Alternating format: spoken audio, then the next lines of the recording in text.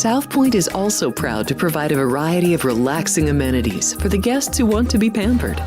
Soak up the sun and let your stress melt away in our lagoon-style paradise swimming pool. A relaxing getaway where you can bask in the desert sun and enjoy seasonal food and bar service poolside. And if you really want to escape, come to Spa Costa del Sur. From couple suites to a co-ed wet area, our spa caters to business and leisure travelers who want to unwind and elevate their senses. A visit to one of our spa's steam, sauna, or whirlpool treatment rooms will leave any guest feeling like they can take on the world. Our gaming amenities include over 60 table games and over 2,600 of the most popular slot and video poker machines. We have penny slots, including the popular Buffalo games, and real machines like Wheel of Fortune, Triple Sevens, and Megabucks. If you prefer video poker, try Deuces Wild, Double Double Bonus, or a variety of multi-denomination games. Or try your hand at one of the most popular casino table games in the world, Blackjack. Don't let the game intimidate you. Blackjack, also known as 21, is both easy and fun. And our dealers are always happy to assist. And the best part? Blackjack always pays 3 to 2. Next, check out the roulette tables. Roulette is one of the easiest casino games to learn, and so much fun to play. It's a favorite of both beginners and seasoned players. In addition to blackjack and roulette, our casino pit features over 60 popular table games like Baccarat, Pai Gow Poker, 3-Card Poker, Ultimate Texas Hold'em, and Mississippi Stud. So get out of your room and come join in the fun. Sports by the book. Sports by the book. Sports by the book. Sports by the book, South Point Studio. This is the best sports betting network. I would argue it is a total mismatch. There's value with underdog prices in series. I would lean to the under here. My numbers are saying I got to bet the Tigers. Two-way action. When in doubt, we juice that favorite, that extra nickel. Sports by the book, South Point Studio. Forget about it. The best.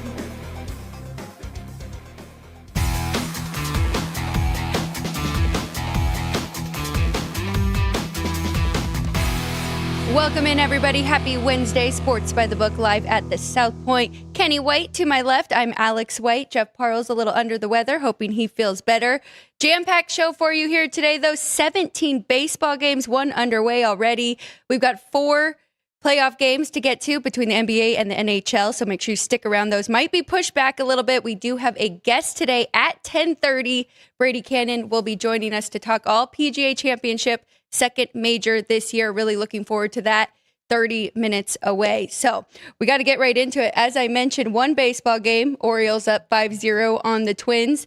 Bailey Ober going for the Twins. And on the other side, we've got Kramer going for the O's. But a game coming up here in 5 minutes. I want to get your thoughts. UNLV's Eric Fetty is getting the start here for the Red Hot Cardinals against the Phillies. Jesus Luzardo, the lefty, who's been very good for Philadelphia. On the other side, anything in this one. So the Phillies are a pretty big favorite, minus 175. 8.5 over is the total. Well, I leaned to the Cardinals, Alex, with that 9-game winning streak. I bet them yesterday, and we'll be back on them again today. Eric Fetty, you mentioned, UNLV, born and raised here in Vegas, was All-American at UNLV, played for the Olympic team, and kid's a really good pitcher. He's not a kid anymore. He's a veteran, and he's had a decent start to the season. I think he's even better than his numbers have indicated. He just 21 walks at 29 strikeouts is not good, but I know that this kid's a bulldog and he's a fighter, and you're going to get, you're going to get his best stuff when he's out there. Luzardo's been great.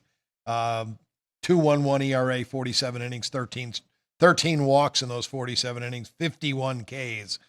Tremendous job by Luzardo, but amazing. When I look at those numbers, the walks and strikeouts, Luzardo has a huge edge there. When you look at the whip, Fetty's 1.31, not the greatest, but Luzardo is 1.21. He's been getting hit around a little bit. That just tells me that there's guys are barreling pitches up. And then you look at the xFIP over the last 3 starts.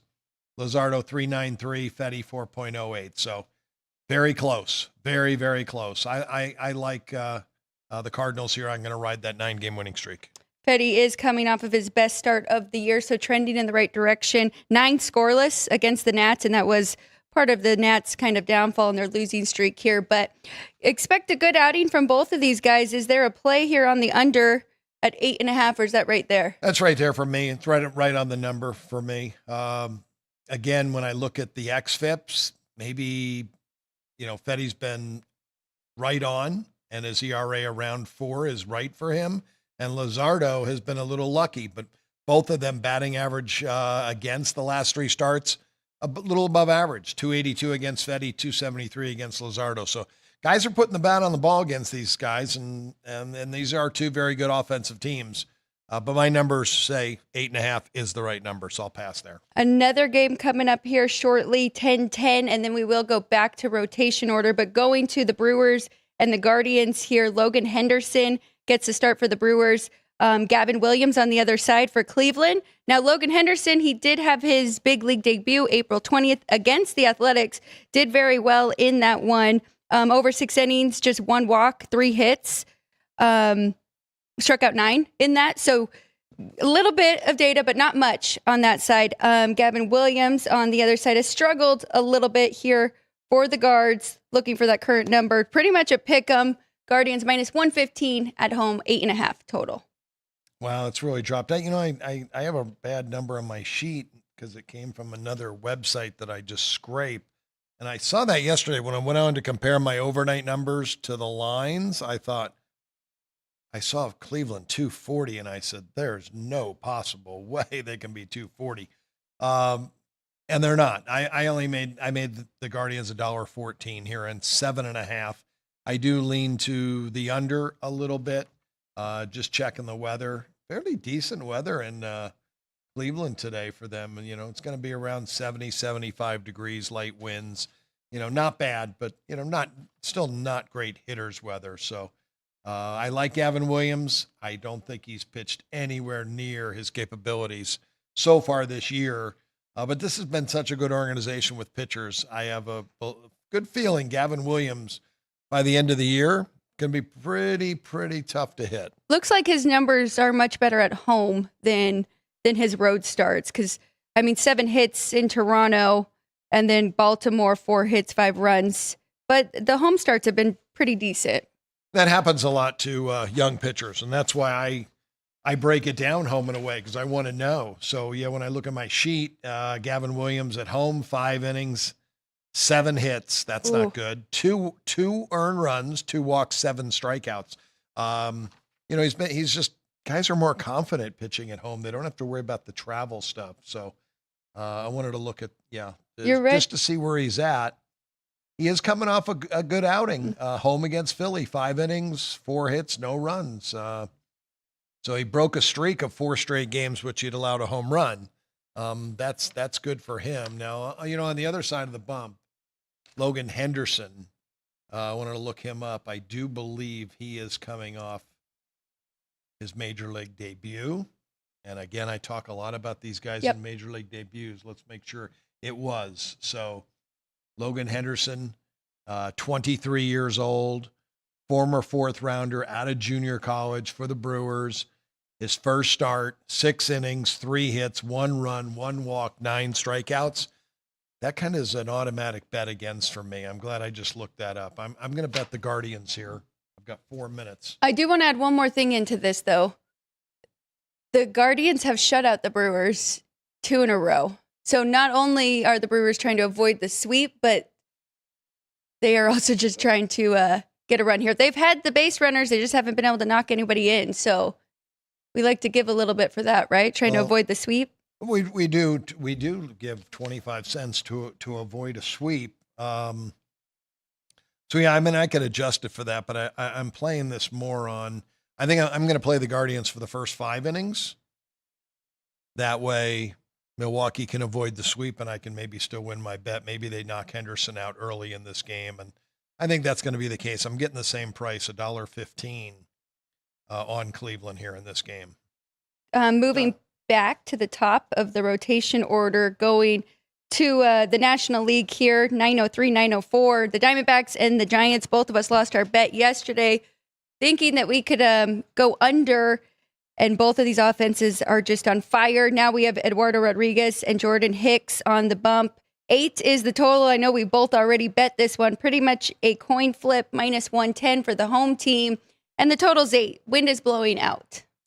Yeah, straight out to center in San Francisco. Only 62 degrees. I wish it was a little warmer than that, but that wind, 10 to 20 miles an hour, straight out to center, and it's going to be to the higher number 20 from the 3rd to the 9th inning. So the wind's going to get stronger as the day goes. Eduardo Rodriguez, 6.86 ERA. I thought this was a great pickup for the Diamondbacks. He just hasn't gotten it done on the road. 5 innings, 7 hits, 3.5 runs. Great walk to strikeout ratio. But it's not really that he's been unlucky. He's been really hit hard. Last 3 starts, 383 batting average against him, a 5.61 xFIP. Jordan Hicks on the other side, a 5.82 ERA. Now, obviously, I think there's a due factor, and these guys are due to come back and pitch a little bit better. I just hope it's not today. It's a day game. Yep. 2 good offenses, wind blowing out to center field. JR knows about that. He went over 10.5 yesterday in the Aviator game. Yeah, I missed that on the chat. So that was, we got to keep an eye out for these Aviators against El Paso this week. Not tonight, because we have 2 guys making their rehab. So we have Yu Darvish on one side for the Padres, and then JT Ginn. Oh, nice. What a good pitching matchup Very tonight. good pitching matchup tonight at the Las Vegas ballpark. So probably stay away from that over, but we'll be back. We'll be back talking about it tomorrow to see. Yeah, if you want to see 2 pro guys, go out to the ballpark tonight. Definitely. Good matchup. Next one, we've got the Mets with Clay Holmes on the mound, $3 favorite at home against Pittsburgh, total 8. Now, the Pirates, they've been hanging around in these ones, lost both of the first 2 by 1 run. Bailey Falter, the lefty, a little bit up and down, is coming off a pretty good start against the Braves. Anything in this one, would you like to make a case for the dog here at plus 250? Well, they made a managerial change, and Don Kelly now is the head guy after Derek Shelton was fired. The team responded with a win right away, and then a 1-run loss, and then another win, and they won 2 out of 3 from the Braves. And I always like to start backing teams that had a managerial change, because it's a wake-up call. When somebody gets fired, it's a wake-up call for everybody. And I like the lefty Bailey Falter. He has not pitched well this year. Look at his numbers, 4.36 ERA. I think he's better than that. Walk to strikeout ratio isn't great, but his whip is 1.13. I did make the game. I made the Mets 227 because you can't. I can't make a huge adjustment offensively. Right. The Mets just have a much better lineup. Clay Holmes has put up better numbers than Falter has, but I tell you, I think if you're looking for, Pirates are a motivated team. They're playing hard every day, and that's a big price. Hard for me to ever make anybody $3 in the regular season. How about taking that run line plus 1.5 plus 120? It's not. I love taking a 1.5 plus money. It's almost like, for me, it's almost a no-brainer just to do that, because you can lose the game and still win your bet. Moving to the Braves here against the Nationals. The Nationals lose 7 in a row coming into this one. Now have the lefty Mitchell Parker on the mound. Bruce Elder on the other side. Total 9. Expect a higher one with these 2 pitchers going. Braves minus 160. Yeah, I made it dollar. I made the Braves $1.34, but I add 35 cents for that fading the 7-game losing streak. So minus 169. It's 160 in that range. No bet on the side. I did make the total 9.5. So I do lean to the over here, and can make a case. I can make a case much easier in most games for the over than I can the under. But in this one, really good hitters ballpark. Elder has struggled, 4.97 ERA on the year. And on the road, Mitchell Parker has not pitched quite as well as he has at home. His overall median, 6 innings, 4 hits, 1 run. That's his overall. That's a great line right there. 6 innings, 4 hits, 1 run. But only 3 strikeouts. He's not a big strikeout guy. So maybe he's been getting a little lucky. And then when I look back, xFIP over the last 3 games, 7.14. On the road, 6 innings, 4 hits, 3 earned runs. So not the same guy on the road. I think the Braves get to him. Weather's nice in Atlanta. I think they may even get temperatures in the 80s today and humidity. So ball could carry there tonight in Atlanta. And our numbers have leaned to the over in all 3 matchups so far. First 2 stayed under. Yesterday, 5-2 win for the Braves. So this could be the one where they can finally get some runs and get over that total. Don't know if it'll be a definite play. I don't like it as much as the Diamondbacks and the Giants, but definitely still a lean there. Ryan Weathers is back here for the Marlins, pitching against the Cubs. Cubs up 2-0. It hasn't been easy for Chicago like we expected. Jameson Taillon on the other side. Looking at that number, minus 220 for Chicago, and 7.5 is the total. Yeah, Weathers was out with a forearm injury. Got some time at AAA. First start of the season. Had 16 starts last year, and he's been up in the big leagues. He came up with the Padres. He's a former first rounder, 7th pick in the 2018 draft. So the guy's got great stuff. But again, as I talked early in the season, guys are a long way from midseason form, so really can't give him too high of a rating. I gave him a less than average rating. I made the Cubs 230 in this spot, total of 8.5. And I know when I checked the weather yesterday, I'm going to check it again real quick. It was light winds at 65 degrees yesterday. So let's check and see what it is going to be tonight. And I think that's what it's going to be. I will just say, too, Weathers threw just 57 pitches in his latest rehab start, so don't expect him to go too far in this game against Chicago either, which brings in Miami's bullpen, which you do not have rated very high.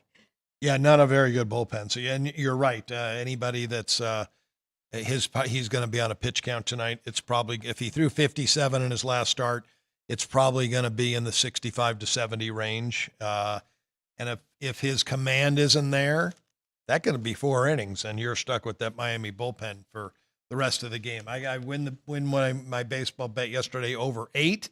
Again tonight, 60 degrees. Not bad. These guys are running around. That's not bad.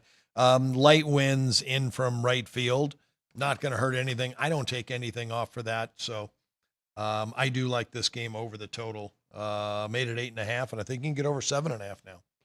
I'm curious, it's probably really high, so might as well just go full game and see if the Marlins can help you out. You want that bullpen. You want to get to that Miami bullpen. Yes, I was thinking Cubs 4.5, going over that, but we didn't really talk much about Taillon on the other side either. What are his medians? Taillon's pitched decent. He's a slightly above average big league pitcher, and he has he's a little inconsistent at times, but his median numbers look really good.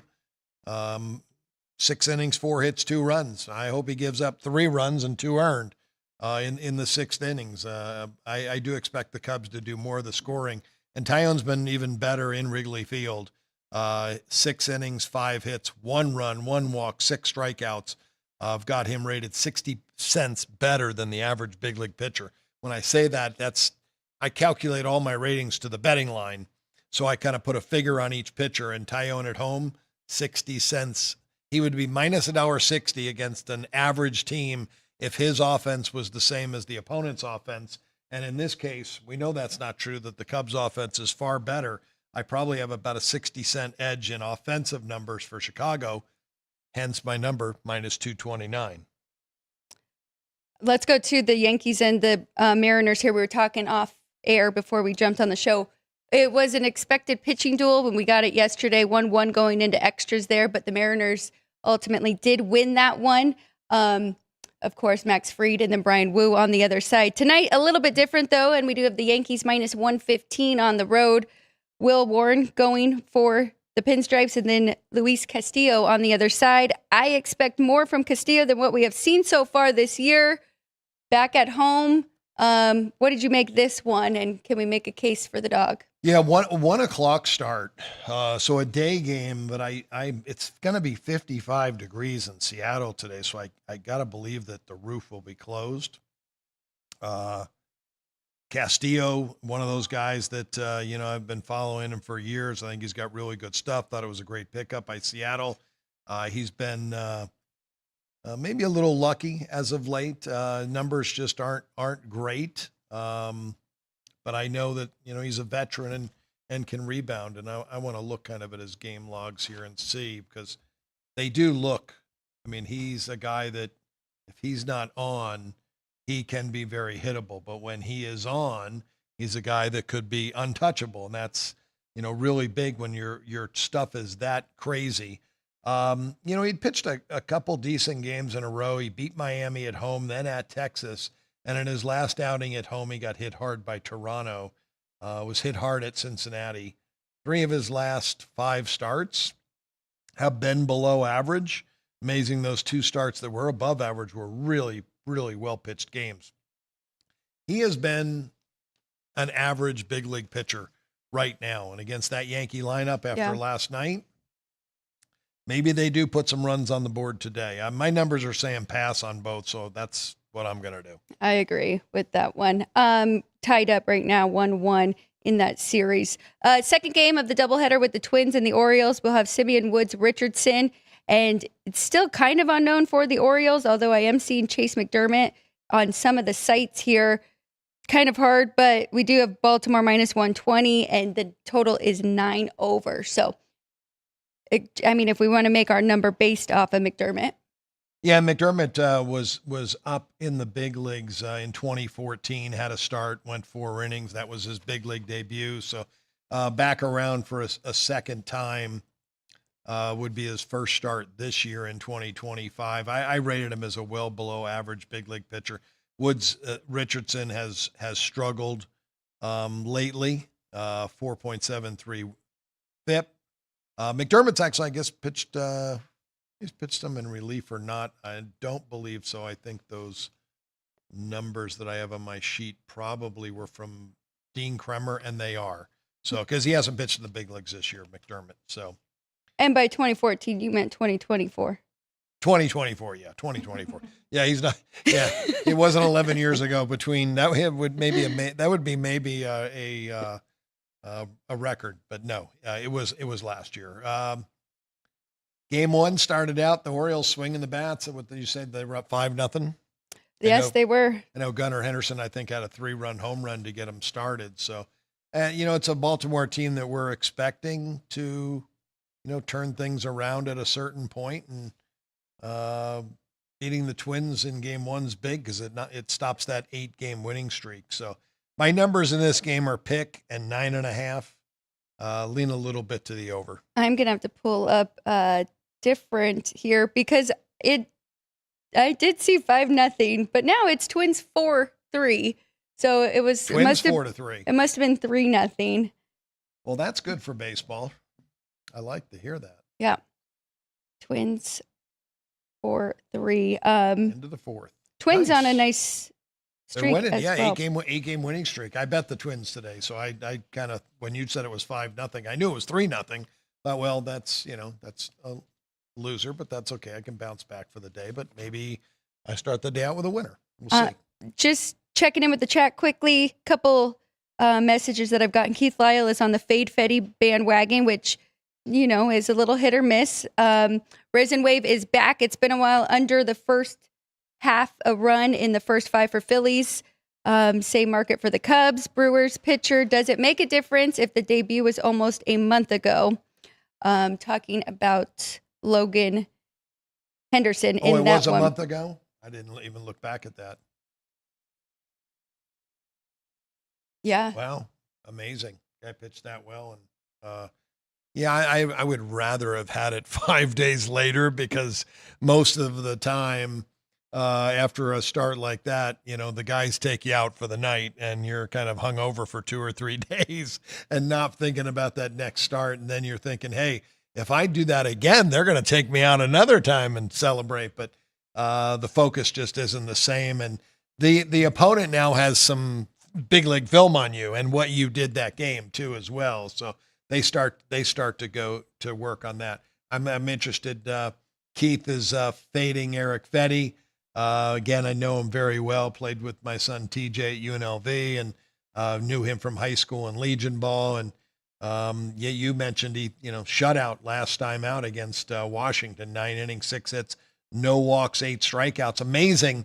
He went into that game with a 21 walk, 21 strikeout ratio, 1-to-1, horrendous, but 8 strikeouts to no walks, his best game of the season. We'll see we'll see how he backs that up. He's a 32-year-old big leaguer that's been around for a while now. Career 678 innings in the big leagues. I don't think he's going to have, any type of letdown here in this spot.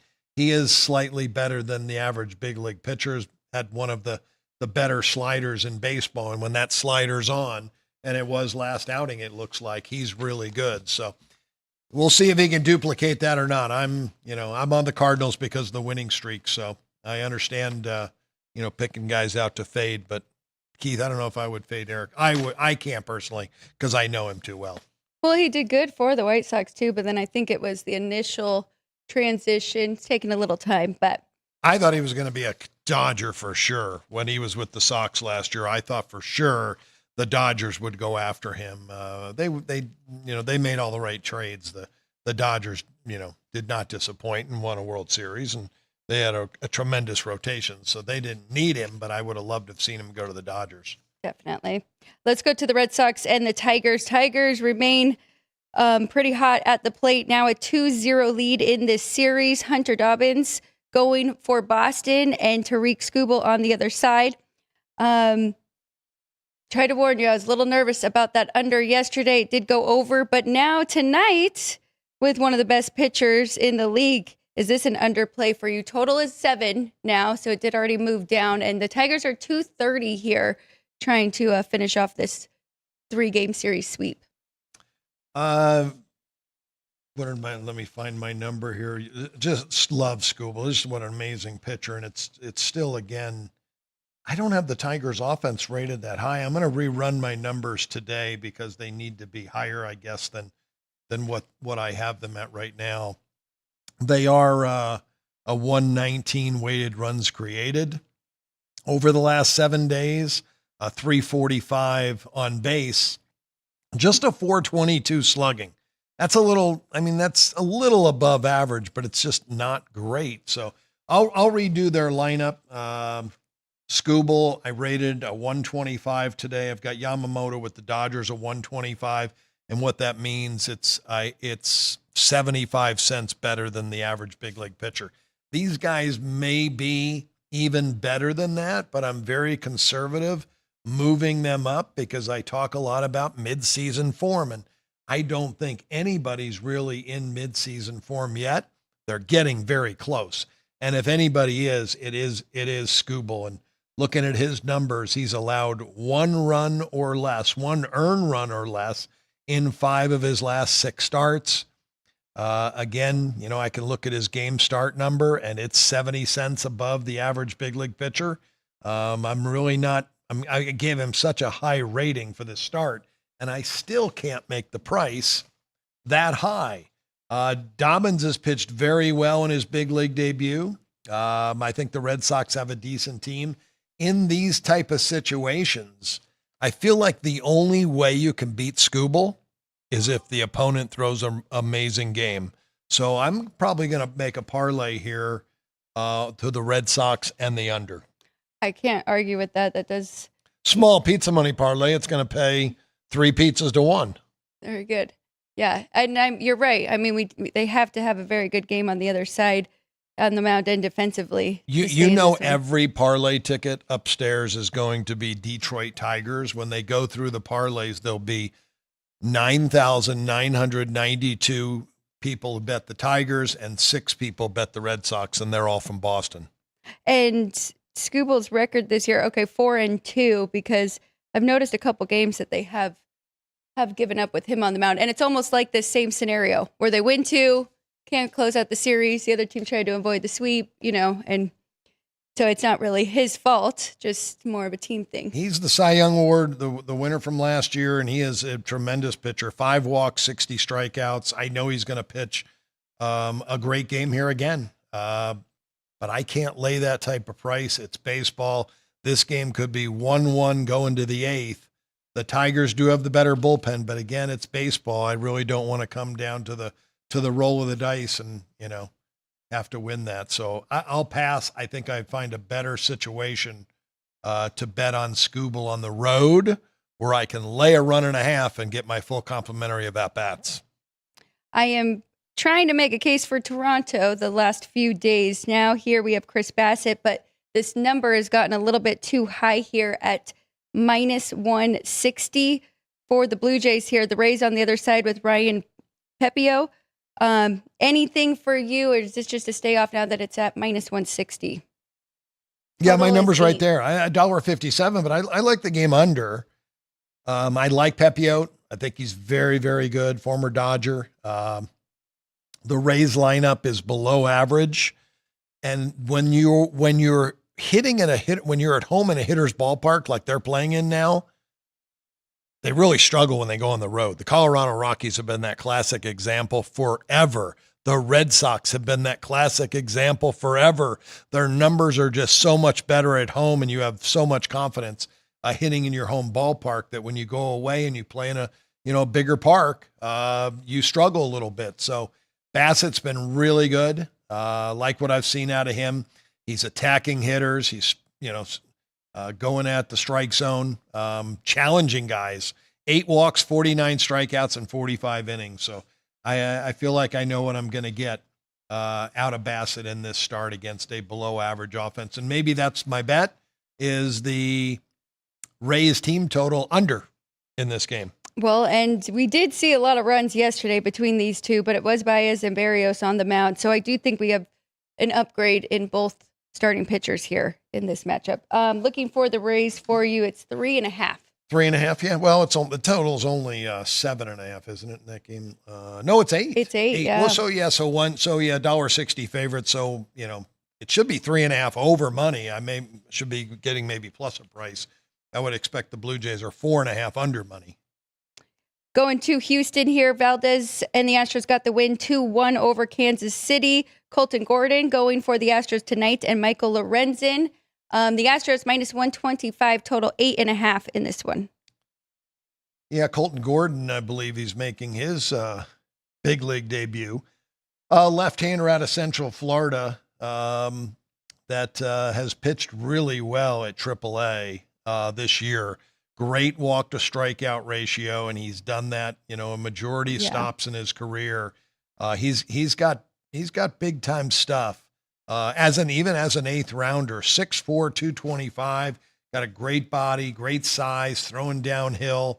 I like guys in their first big league start. So my numbers don't say it, -109. So I'm not going to bet against him. I'm just going to pass on this game. I may look to bet under in the first 5 innings here. We'll see what I just want to check some offensive stats and looking at the offensive numbers. Well, both these teams have hit well as of late. The Astros are really starting to swing it a little bit. So I don't know, there's plus minuses for both the side and total in this game. So I'm really just going to pass because those minuses. To your point with Colton Gordon, 43-8 strikeout to walk ratio for him at Sugarland. So very, very good numbers for him. Skipping over the Brewers and the Guardians, we already went through that one. Going to the White Sox and the Reds. The White Sox pulled off the win again yesterday, but now we have Nick Lodolo, the lefty, going for the Reds. They're pretty big favorite here, -230, and we have Davis Martin on the other side. Total 8.5. Yeah, we're trying to avoid the sweep. Yep.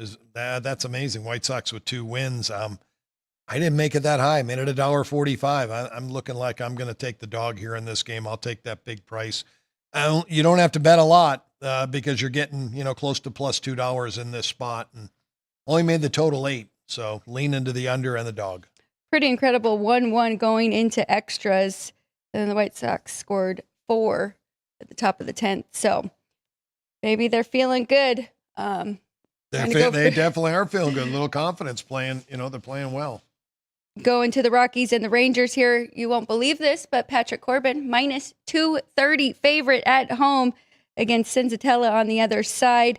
Rangers up 2-0 in this series. Rockies trying to avoid the sweep, and the total is 9. Well, Patrick Corbin has pitched well for the Rangers. He was a good pickup. Veteran lefty that gives you innings, and he's 31 innings so far, a 3.13 ERA. He has been a little lucky. His xFIP is 5.05 over his last 3 starts. Sensatel has been hit very hard. I'm going to take a look at this one. Again, check the roof. Good chance maybe the roof might be open tonight, and the ball will carry. Maybe you could see some runs here. The Rockies hit lefties better than righties. Just 3 more, and then we will bring our guest in here to talk golf and PGA Championship. So let's go to Angels and Padres. Padres found a way to get the win yesterday. Randy Vasquez on the mound and Kyle Hendricks on the other side. Padres minus 180, 8.5. Juice to the over here in this total. I made Vasquez $1.68, pretty much right there. The total 8.5. That's extremely high total for San Diego when the weather's not really the greatest right now. I think it's going to be about 65 degrees there, and the ball just doesn't carry at nighttime in San Diego unless it's a little bit warmer than that. So I'll just pass. We'll move to the next one. I would have loved to have made a case for it over, though, with Hendricks, as I've been talking about. Yeah. Well below average right now. Surprised he's still in the big leagues hanging around because he's getting hit pretty hard so far. Crazy series so far. Angels, of course, walk it off with a grand slam in the first game, and then Padres walk it off with a 2-run home run yesterday. So maybe this one does calm down a little bit here. Athletics get the win, pretty dominating fashion yesterday over the Dodgers. So now they have their ace Yamamoto on the mound, and the young guy who we've seen from the Athletics, Gunnar Hoagland, going for the Athletics. Dodgers 270, 8.5. Juice to the over. Yeah, Hoagland's got really good stuff. This should be a great matchup. I made the total 8.5. The side minus 243 for the Dodgers here. A lot of advantages for them, obviously, with Yamamoto and the bullpen much better offensively. They're far better. They're far better than everybody in baseball offensively, but the price is too high for me. The numbers are right on, both side and total. I'm going to pass. First 2 games, of course, he did see Miami and then the Mariners. So curious to see how he responds here up against this Dodgers lineup. Last but not least, the second game of the doubleheader in Philadelphia, Cardinals-Phillies. Sonny Gray versus Aaron Nola here in this one. Phillies minus 135 and the total 8. Yeah, I want to bring our friend Brady Cannon in as soon as we can. He's been waiting a while for us. I made Nola $1.17, total of 9. Don't trust him at all. The weather is 65 degrees in game 1. It's going to be 65 in game 2 at 6 o'clock at night. 87% humidity. Humidity helps the ball carry. The air is actually thinner when it's humid than when it's not. So the way Nola's pitched, he's been hit around a little bit, and both these offenses well above average. I'm going to go over the 8 in this one. I don't hate that at all. Might actually have to tail that. We're going to take a 1-minute break. When we come back, Brady Cannon joins us. And then on the other side, we will get to the 4 playoff games at the very end of the show. So don't go anywhere. We'll be right back. 1 minute. South Point Casino has plenty of attractions for the whole family. Catch a movie. Our 16-screen movie theater includes 2 XD Extreme screens for the ultimate in viewing, sound, and luxury. After the show, treat the family to a variety of treats at our old-fashioned ice cream parlor, Kate's Corner. We scoop up a variety of creamy concoctions, including smoothies, hand-dipped cones, milkshakes, malts, sodas, and sundaes. At Kate's, there's something for everyone. And if you still got time to spare, our bowling center might be right up your alley. Voted Best of Las Vegas, it's a great place for friends and family fun. 64 lanes, a pro shop, snack bar, and arcade. And while the kids are bowling, you can play slots and sip on a drink in the Alley Cat Lounge while overlooking the lanes. For our more serious and professional bowlers, the South Point is also home to a separate tournament bowling plaza.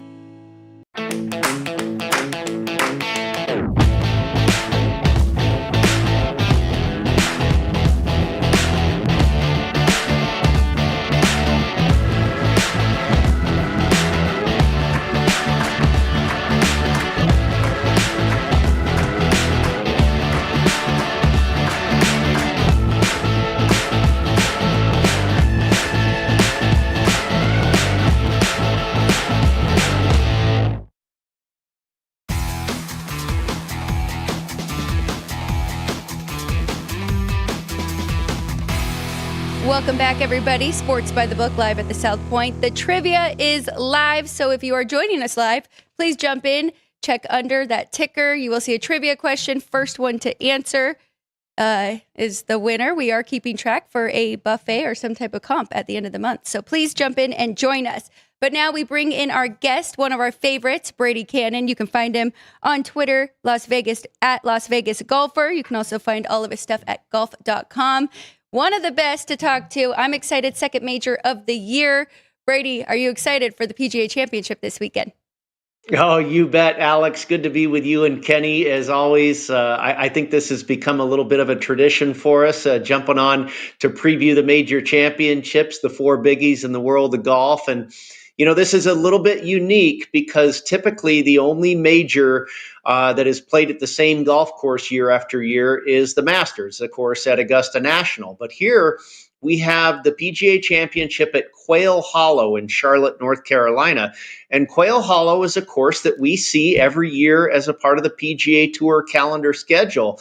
They play the Wells Fargo Championship here. Now, you may be a little bit confused. The sponsor changed. This year, it was called the Truist Championship, and they played it last week. And they played it last week in Philadelphia because, of course, they're preparing for the PGA Championship here where we are this week. But the point is, since 2003, we've seen this golf course as a regular participant on the PGA Tour. So maybe a little bit of an edge in our handicap this time around versus a course that we haven't seen in 10 or 15 years. Brady, I was reading your article, though, and you had an angle that I thought was very interesting, and that is the time of the year that this tournament is taking place. Can you dive into that a little bit? Yeah, it is the same time of the year that the Wells Fargo Championship had been played for, so many years, like I say, going back to 2003. But a lot of people might look back to the last PGA Championship that was staged here, and that was 2017 at Quail Hollow when Justin Thomas won. And if you guys recall, the PGA Championship always used to be the last major of the season. It always used to be played in August. Okay, in 2019, they moved the PGA to May. And the weather is obviously different in the Charlotte, North Carolina area in May and in August. And when you're in August, you have the Bermuda grass, which is very popular here in Las Vegas as well because it's very heat tolerant. So when you get to August and it gets warm and sticky and all like that in the Charlotte, North Carolina area, you have this Bermuda grass that is thick and sticky and gnarly and thriving in that heat. In May, it's a little bit different. That Bermuda is still dormant. It's the base, but they have to put other types of grasses on top of it that can survive in the cooler winter months. And primarily, that is ryegrass, which you'll see in the fairways and in the rough. And ryegrass is a much thinner, softer, wispier blade that guys can get through with a golf club much easier than they can than hot, sticky summertime Bermuda. So the whole point of the handicap here is with the different types of grasses and the different time of the year and the seasons is I think the bombers, the big hitters, when they miss the fairways and they find the rough, they're going to have an easier time getting their ball out of the rough and advancing it to the green than they might so in August. So I think, this golf course is extremely driver heavy. It favors the bigger hitters to begin with. Now you add some rain that we've had in the area, and that favors the bigger hitters again, furthermore. And now again, you have, much less penal rough when you miss the fairway. And everything is pointing towards bigger hitters this week. All right, let's talk about some of those bigger hitters. I know you've narrowed it down to 4 contenders who have shorter odds and then 4 long shots. So let's start with your contenders and who you really like at these shorter odds. Well, nobody is a bigger hitter than Bryson DeChambeau. And, I had a hard time landing on him because I knew he was going to be very popular. He's, one of the best players in the world right now. He won the U.S. Open last year. He was in the final pairing with Rory at the Masters. He's actually been in the final pairing on Sunday in his last 4 starts. That's 3 live events and the Masters. He's only converted one of them into a win, but that was his last time out. He did get a win at Live Korea. He hits the ball further than anybody in the field here. And on top of that, Alex, he's also very accurate, which is a lethal combination. I mean, if you can hit it further than everybody else and also extremely straight, that's a heck of a head start. And I talked about this golf course being very driver heavy. I like to equate it to Torrey Pines, a little closer to home here. We're all familiar with Torrey Pines in beautiful La Jolla, California. These two courses for me on the PGA Tour both emphasize work off the tee probably more than any other courses these guys play on a regular basis. Most of the courses on the PGA Tour, the dominant skill set in determining success is strokes gained approach, iron play, okay? Here at Quail Hollow, the iron play skill set is basically equal to strokes gained off the tee, the work off the tee. So those are really the two big areas here, getting off the tee, and then you're going to have a lot of long irons in.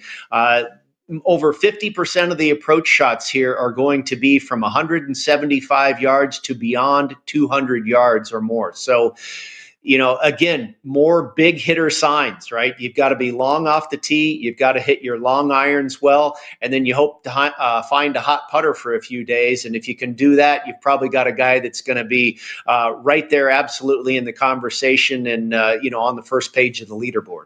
So Bryson DeChambeau on your list probably sounds like your favorite to come out as the champion here. 3 others, though, with contenders, and I definitely recognize these names, and they have been at the top for the last few. Can you go through those 3?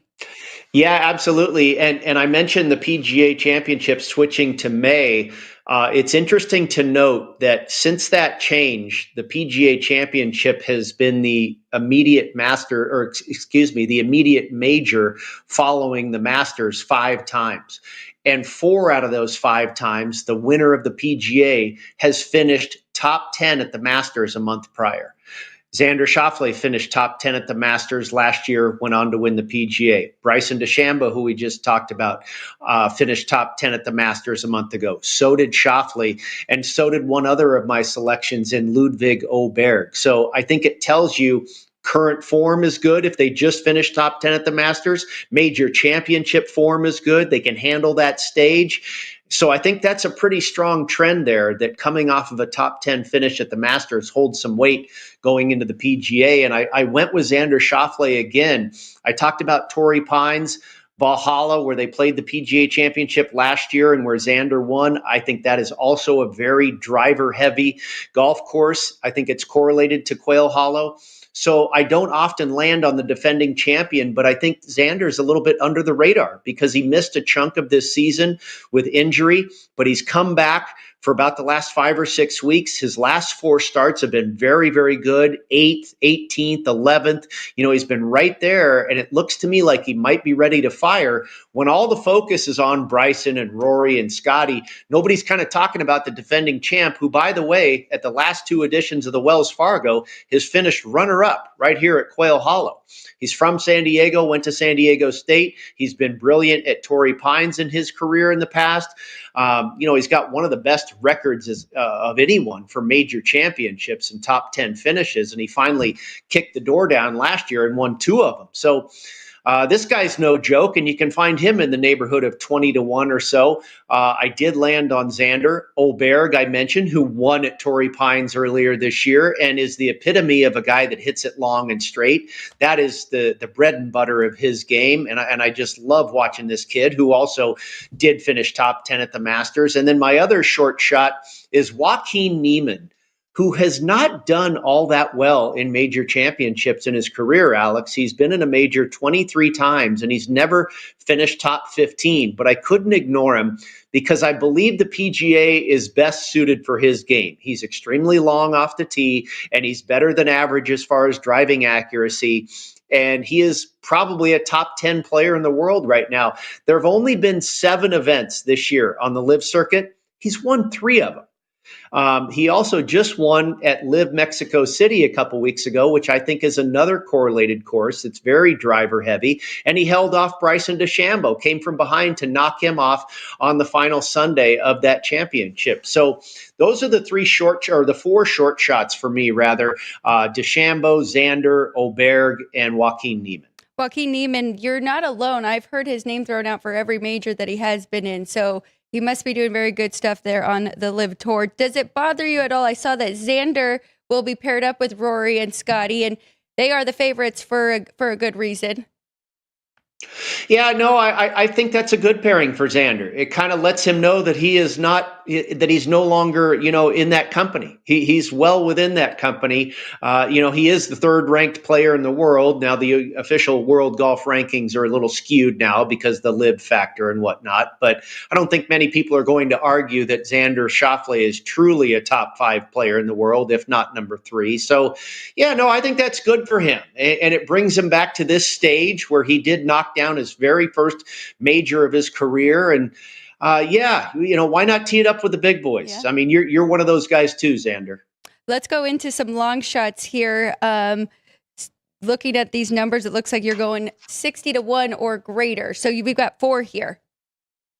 Yeah, and again, I go back to this PGA Championship moving to May in 2019, which I love the change in the schedule. By the way, we get a major every month, and I think rightly so. We finished with the British Open in July, which is kind of the last great stand for golf. So I really love the order that they've changed here at the PGA Tour. But the point is here, since they did make that move to May, the PGA champion has been pretty chalky, anywhere from 15 to 18-1 to as high as 35-1, and nothing really outside of that, except for the one outlier when Mr. Mickelson won at Kiowa in South Carolina in 2021, and he was 300-1 or whatever the heck he was. That was just amazing and a true outlier there. But otherwise, you're looking at 30, 35-1 or shorter. And so those were the first 4 guys I went with. And then I took some stabs with some other guys that I think really have a shot and might have a better shot than their odds would indicate.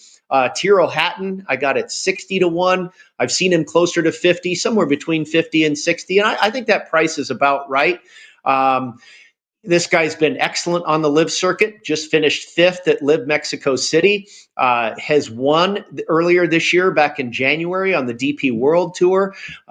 He's got the length in his game. He's got the iron play. He's got the short game. And then I went a little bit deeper to Jason Day at 8. Oh, by the way, with Hatton, it was, again, the Wells Fargo Championship here a couple years ago that he finished 3rd. So he's proven it that he can do it on this golf course as well. Jason Day has won at Quail Hollow before, and he's won twice at Torrey Pines. The PGA Championship is the one major that he has to his credit, and we've seen his odds drift quite a bit. I got him at 80-1. I've seen him as high as 130-1, and I believe that is all predicated on the fact that he withdrew from last week's tournament. The final tune-up before this PGA, he withdrew citing neck issues. Now, Jason Day has had a lot of injuries throughout his career. For me, though, I believe that was a little bit more precautionary. If he had real neck issues, I don't think he'd be playing this week. I think it was, again, precautionary to make sure he was able to participate at one of his favorite tournaments, at one of his favorite courses. And if he's healthy, I think he's going to contend. By the way, another guy that just finished top 10 at the Masters. So Jason Day is another choice of mine. And then at 95-1, Soon Jae Im, who hasn't won in a long time, and I have not bet on in a long time, but this guy has a great all-around game. He's top 20 in this field for strokes gained off the tee. His putter has been red hot, and he's got great history at here and at Torrey Pines. He's finished 4th and 8th his last 2 times at Quail Hollow, and he's been 4th, and 6th at Torrey Pines. And oh, by the way, he just finished 5th at the Masters. So I think this is another guy that's under the radar that is probably going to show up, and maybe you bet him for a top 20 or something like that. I don't know if he's going to win the darn thing, but these long shots, I think, have a great chance to, cash tickets in other markets like top 20, top 30, top 40. And I think Soon Jae Im is one of those guys. And then Alex, my final bomb, and maybe my favorite guy of my long shots, is Harris English at 200-1. We landed on him at 110-1 earlier this year when he won the Farmers Insurance Open at, guess where? Torrey Pines. He's finished third in the U.S. Open that was at Torrey Pines. He's finished third here at Quail Hollow for the Wells Fargo. He's finished fourth at the U.S. Open at Winged Foot. He just finished 11th last week at the Truist. He didn't quite make the top 10 at Augusta a month ago, but he finished 12th.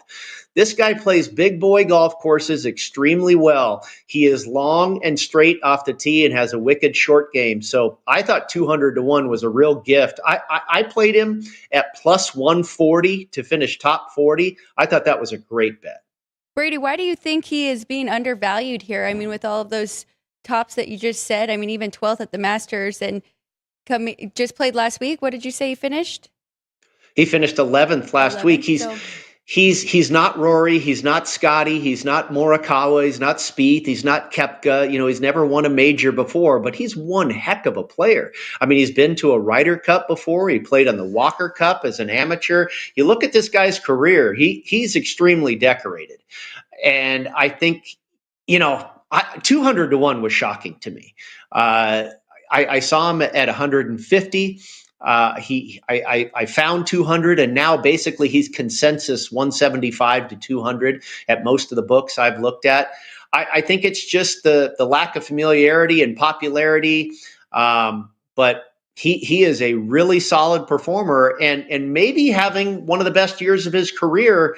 And I bet him, Alex, when he won at Torrey Pines, I immediately bet him to win the U.S. Open. And he landed on my card again for the PGA because, this guy just might get a major championship before he's all done. And I didn't think 200 to 1 was the right price. What is the true price on Harris English to win this week? Maybe it's 100. Maybe I certainly don't think it's 200. So many good golfers, of course, in the field, but I'm glad you brought up the other markets as well. I love the top 10 and the top 20, and I was going to ask you, I mean, clearly, if you're taking a shot on these guys to win it, you like them in the top 10, top 20. Is there anyone else that you did bet in that market? Yeah, a lot of people will have their outright selections, and then they have a completely different set of guys to finish top 10 and 20. And I don't really do that, and I'm not poo-pooing that strategy. Just for me is I've landed on 8 guys here that I really think have a shot this week and have good value and good pricing and good form and all that stuff. It's why not also bet them in the finish position markets? So yeah, I played, and it's not that I don't have confidence in Harris English, but I played him for a top 40 at plus 140 because I think that's a really good bet. I'm getting a 40 player window for him to finish in. I like that. I'm not going to get greedy and say top 10. I've already bet him at 200 to 1 to win the thing. But now I'll kind of hedge my bet a little bit of an insurance, and I will bet a lot more. I will risk a lot more, Alex, on the finish position markets than I will the outright. The outright is the sexy, ticket to cash. And that's the one that looks really glorious and everything, but it's really probably the least amount of risk because it's the hardest. You're talking about one guy out of 150. That's the hardest one to hit. So I will increase my risk in the finish position markets. I bet most of my long shots, Soon J.M., Harris English, and Jason Day, all for top 40. And then with my mid-range guys, Tyrrell Hatton, Xander Schauffele, Ludwig Oberg, and Joaquin Niemann, I bet all them for top 20. And then Bryson DeChambeau, I bet for a top 10. Fantastic breakdown there, especially there at the end. I love that. Brady, really appreciate the time. Anything else for us before we let you go about the PGA Championship? I think that's about it. I think I love all the majors. I mentioned, the weather and the rain is softening up this golf course. We talked about it being driver heavy and it's going to cater to the bombers. I think that's really true of the PGA Championship itself. I think it's always kind of headed that direction as far as where the 4 majors land. I think this one is probably down that alley more so than any of the others. Justin Thomas is a name out there. Victor Hovland's a name.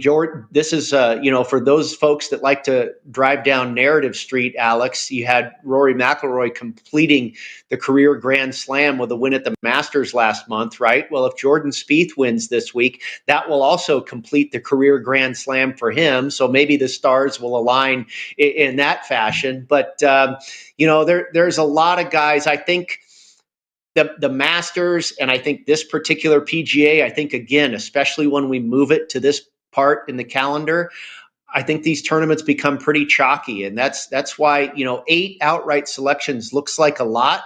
But again, I've got 4 shorter shots, and then I've got 4 that I kind of took a flyer with. So, choose your own adventure, but hopefully that helps everybody with their handicap. It definitely does. And if people want to actually read it, golf.com, you can find the article there. Find him on Twitter at Las Vegas Golfer it has all of his stuff there, which we know he writes for a lot of different places. Brady, we appreciate your time. Thank you so much, and good luck this weekend. Yeah, you bet. Thanks again, Alex. Good seeing you and Kenny. You too. We're going to take a quick 1-minute break. We have a nice 1-minute commercial coming up here where I got to talk to Chris Andrews, and it is Hooks, Lines, and Action. When we get back, we're talking 4 playoff games. Don't go anywhere.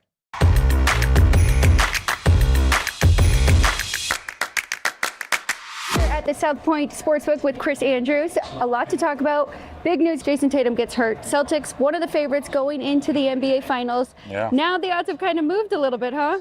They were one of the favorites all year. Going into the game, I mean, we knew, they were down obviously to the Knicks, but still, they were the favorite to win that playoff. They were plus 150 to win the East.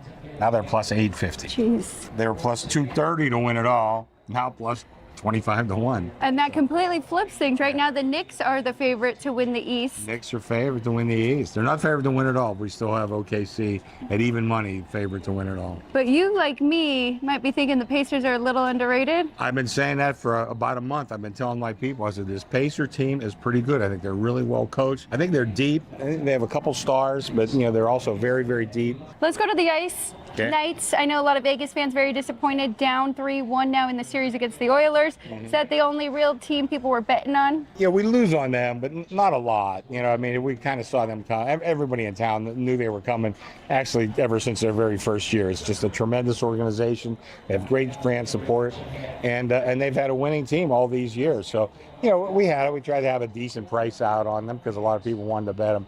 So we lose a little bit on them, but otherwise we're in good shape with the hockey. But I think Edmonton's still a very, very good team, and I wouldn't mind seeing them win it all. Last but not least, come down to the South Point, see Chris Andrews at the Sportsbook, check out the Horsebook. Preakness coming up this weekend. A lot of great stuff going on here. South Point Casino has plenty of attractions for the whole family. Catch a movie. Our 16-screen movie theater includes 2 XD Extreme screens for the ultimate in viewing, sound, and luxury. After the show, treat the family to a variety of treats at our old-fashioned ice cream parlor, Kate's Corner. We scoop up a variety of creamy concoctions, including smoothies, hand-dipped cones, milkshakes, malts, sodas, and sundaes. At Kate's, there's something for everyone. And if you've still got time to spare, our bowling center might be right up your alley. Voted Best of Las Vegas, it's a great place for friends and family fun. 64 lanes, a pro shop, snack bar, and arcade. And while the kids are bowling, you can play slots and sip on a drink in the Alley Cat Lounge while overlooking the lanes. For our more serious and professional bowlers, the South Point is also home to a separate tournament bowling plaza.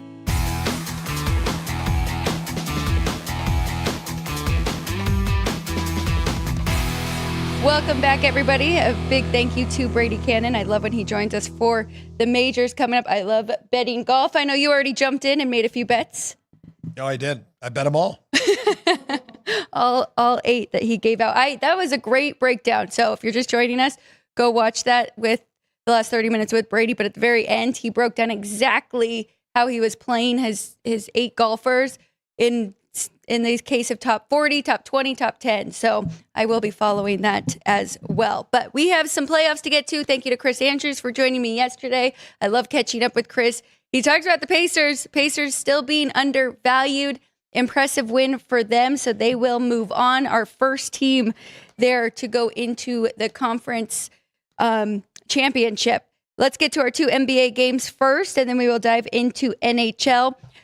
2-2 yesterday for me. I'm not very happy because I left off a good baseball in the Yankees and the Mariners and took the NBA, and it really could have got there, that over the Nuggets and the Thunder, but it did not get there. So let's see if we can find some winners today. Let's see what you like. Boston Celtics, 5-point favorite at home. Remember, no Jason Tatum.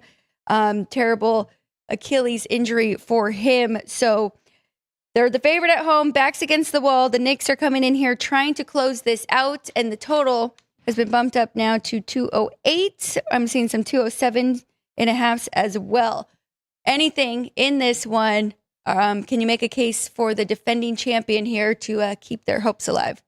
Well, you see next man up work so well a lot of times in the NBA because everyone does step up when that star is out.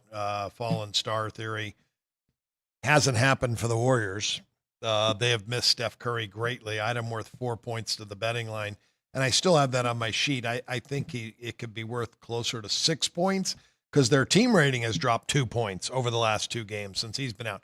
Tatum, I'm worried about the same thing.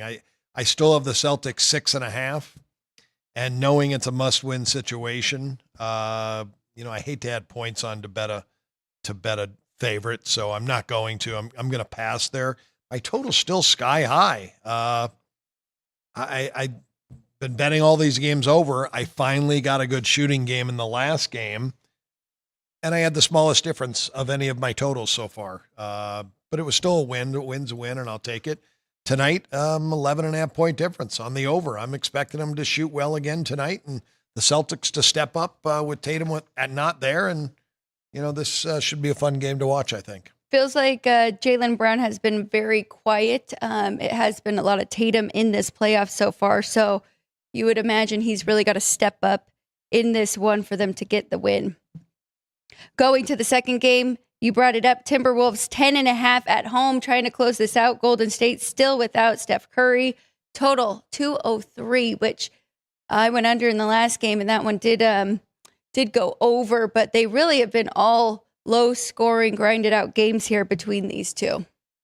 Yeah, the games at Minnesota, the first one I think without Curry, really low-scoring first half, but they put together a big second half, I believe it was in that game. It was game 2. Game 1 went way under 99-88. Game 2 got close to the total because of a high second half. Game 4 in Golden State, neither team missed a shot. So the pace has been low. My numbers are still saying under. I think it's worth a correlated parlay. You said it, closeout game. That's the hardest one to win. Right. The hardest one to win is to close the series out because Golden State's playing for their lives here, and they know if they win, they're going back home and they get Steph back. So they get an extra day off as well. You're going to get a great effort out of them. They have to step up defensively. So I do like the Warriors to the under tonight here, and this is a parlay and both straight bets as well. Okay, so Warriors plus the points, 10.5 here, and road teams have been very good throughout this playoffs in the NBA. So I'm with you. I do like that as well. You bring up a great point. Let's get this one. We're going back home. Steph should be ready. So 10.5 there for Jimmy Butler and company, and then under 203. Let's go to hockey here. Okay. We've got one series tied up here between the Panthers and the Maple Leafs. That's not first on the rotation technically, but I'm jumping to that one. So 81-82 rotation number. Florida minus 140, and the total is 6. Juice to the under, so minus 120. If you like the under, if you like the over, you're getting even money there. Got to make a case for the dog here. My numbers say take that plus 120 with the home team in Toronto. It's been all home teams in this series, so I like the Maple Leafs in this one. What about you? Hey, they got to get the game at home. Very, very important win. The home team has won every game in this series, and this is the turning point. I'm sure series that are tied 2-2, the Game 5 winner probably has a very high probability of winning the series because you only got to win one more. The 2 games in Toronto, both very high scoring. I'm going over again tonight with 2 offensive clubs and very fast ice. Careful, my numbers were wrong on the sheet. Did you see that? Oh, I think I did. Because I thought that too. It was like 6.5 for this Florida, but that is the Oilers number. But, I mean, they were very high scoring in Toronto, so. Yeah, both games were very high. What is the Oh, so you're saying your number was wrong on your number? I thought this the betting number. No, my number is. Yeah, no, the game is 6. Okay. The total 6. 6. I think you made it 6 too, but I think it's an over game because of playing in Toronto, and the first 2 games did not disappoint. Yeah, so numbers right there. This is more of a feel thing, and you knowing and going with Canadian ice there. Both teams, their median score on the season in this situation: Florida on the road 3-3, Toronto at home 3-3. I'll take that 3-3 tie. And I do kind of like coming off of a game like the last one where the Panthers won 2-0, not a lot of scoring. Yeah. Really just got that last goal at the last second there too. So, and I'm always trying to make a case for the under, but in these situations with Edmonton at home and Toronto at home, great ice, very fast skaters. A lot can happen in those games. I do want to check. I have not seen any updates. I believe that it will be Joseph Wall still getting the start. But let me see if Stolarz is available or if we have anybody confirmed. So, yeah, Joseph Wall is expected, but I mean, they have lost 2, but I can't imagine them switching now. All right, let's go to the one right down the street here with the Vegas Golden Knights trying to keep their season alive here. The Oilers trying to close it out, up 3-1 on the series. The Knights are the favorite, -125, and the total is 6.5. I know our total is right there at 6.5, but we've got the Knights a little higher at home. Plus, we want to add in 25 cents for must-win situation. No doubt about it. Again, a hardest game the closeout game. That's going to be tough, I think, for Edmonton. Vegas had a great defensive scheme, I thought, in game 1 and game 2. And game 3 was even better that they won. They kind of held Draisaitl down a little bit and McDavid, and those guys are great players. So I think the defensive philosophy is sound for Vegas. I like the price here. You can lay, $1.25 on the Golden Knights to, get back to Edmonton and, have a shot to extend this series. If they're going to do it, it's going to be defensively. I don't think they win a high-scoring game. So I think it's correlated Vegas to the under. I can't argue with that either. And you're right. They did play much better at home the first 2 games. I feel like the second game was their best game, and they lost that one in overtime. And then the last game, I mean, that first period was just kind of hectic and crazy, and it took them a while to really settle in, and then just gave up 1 goal at the end there. So I think if that didn't happen and Edmonton didn't score so quickly in that one. So I'm with you, -125 Golden Knights. I think that is a great price. So we like both home teams here in NHL. Under in this one, you like the over in the Maple Leafs, and got plenty of plays for you. Remember, a lot of plays. Let's get to it. Small 1% plays. So let's take a quick break so we can get our whiteboards ready, narrow it down, find our best plays. Probably about a minute break. I see some more people in the chat. Actually, we have some questions before we jump to break because Roger Long thinks Golden State gets behind and packs it in. There is always a chance for that. Dean Hilt has Boston blowing out the Knicks in this one. And Knicks want to win at home. I don't know. They've kind of struggled at Madison Square Garden. They might want to just close it out now. Of course, they always want to close it out as soon as they can. And the Knicks said the depth scoring for the Oilers has been really good. And that is true. Nobody's really talked about the depth for the Oilers. You brought up Evander Kane, though, and him coming back and being such a huge piece with the physicality for them as well. 1 minute break. When we come back, whiteboard plays of the day, and we will reveal who won the trivia today. Don't go anywhere. We'll be right back.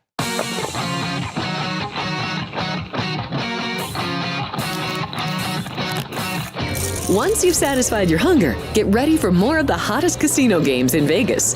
Our 24-hour, 30-table non-smoking poker room proudly hosts all the most popular poker games with a variety of betting limits. Visit the poker room for a schedule of daily tournaments. Whether you're going to hold 'em or fold 'em, the best place for poker is at South Point Casino. You'll notice that our craps tables are usually the loudest in the casino.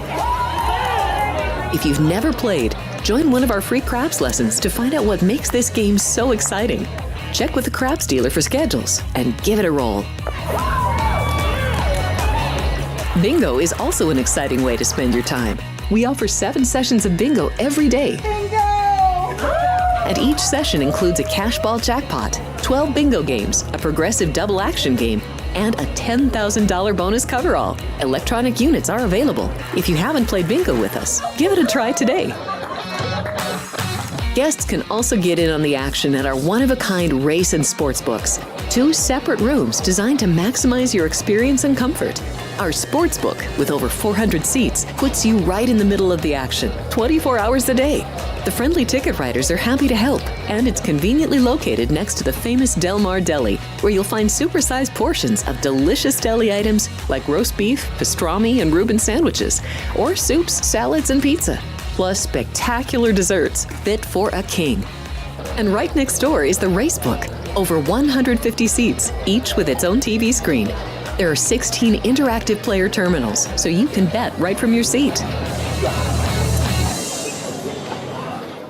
Sports by the book. Sports by the book. Sports by the book. Sports by the book, South Point Studio. This is the best sports betting network. I would argue it is a total mismatch. There's value with underdog prices in series. I would lean to the under here. My numbers are saying I got to bet the Tigers. Two-way action. When in doubt, we juice that favorite, that extra nickel. Sports by the book, South Point Studio. Forget about it. The best.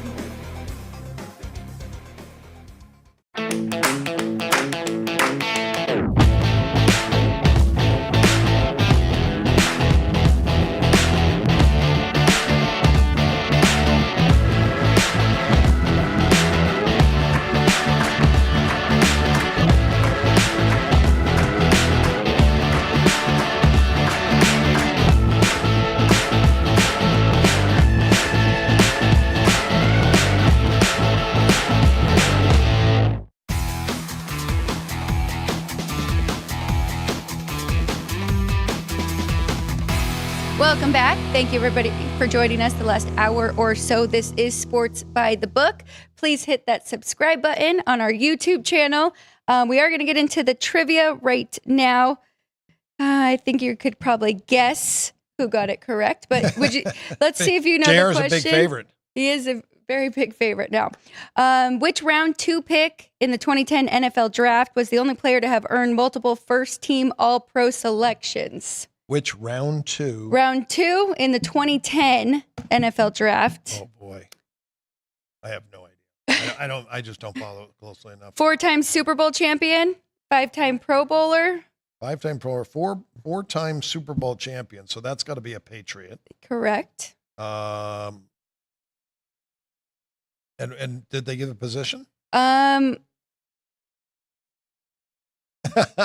Oh, tight end? Yeah. Oh, well, Rob Gronkowski. Very good. And JR did get that correct. So it is May 14th. We're coming up just about halfway, and he's got a pretty good lead there. Right there. Ryan's got the graphic for Gronk. So very good one. I like that one. There you go. One of my favorites. Maybe that didn't have. Oh, it was May 14th, 1980. He was born on this day. So Gronk's birthday, same year as Vince and I. All right, let's get to our whiteboard plays of the day. Went through every game, though, that is coming up tonight. So if you are just joining us, go back, watch. 10 a.m. is our start time every day here on the desk. Time for the whiteboard plays. We're going to start with Kenny White here. I'm going to say first, Eric Fetty, 4 shutout innings into the bottom of the 5th, 0-0, St. Louis and Philly. Score update. All right, here's my whiteboard plays. Major League Baseball. Diamondbacks and Giants over 8 today in San Francisco. Rodriguez and Hicks both have struggled. Wind blowing straight out to center. It's going to get heavier and heavier as the game goes. Marlins, Cubs over the 7.5. Again, weather will not affect play tonight. A's and Dodgers, first 5-inning bet under the 4.5. Yeah, Yamamoto just been tremendous. Hoagland's been really good in his first 2 big league starts, so I expect a pitcher's duel there. Golden State, Minnesota in the NBA is my best bet there, under 204.5. I am still going to bet Minnesota, small play. Again, these are 1% plays. These may be a little bit higher. You could go a little bit higher, but I would suggest you'd stay at 1%. Toronto and Florida in the NHL over 6. Edmonton and Vegas under 6.5. As I bet all of Brady's picks that he gave me 8 golfers, I did bet 1% on all of those. That, as I give it a breakdown, if I had it was $1,000 mythical bankroll. Let's say it was $100 mythical bankroll. I basically bet $1 on each play. So if you got $100, you lose $1, it's not going to bother you. I did bet 2% on his Bryson DeChambeau because I got a really good number on it. And I thought he's got the best opportunity of all those guys to win. So that's what I did. I need a 1% on that too, please. You could just up into your app. All right, here we go. Here's my whiteboard plays of the day. I am also on the Diamondbacks and the Giants over 8. Both of these offenses have been clicking, kind of fading both pitchers as well. We're going under in the Rays and Blue Jays. A lot of runs scored yesterday. I expect these two pitchers to do much better with Bassett and Pepio. And then we've got in hockey, Toronto, I'm taking the plus 120. I just think there's a lot of value there. Tied up 2-2. They are at home. Should get some home ice in that and be the favorite. And then I'm taking the points here with the Warriors plus 10.5.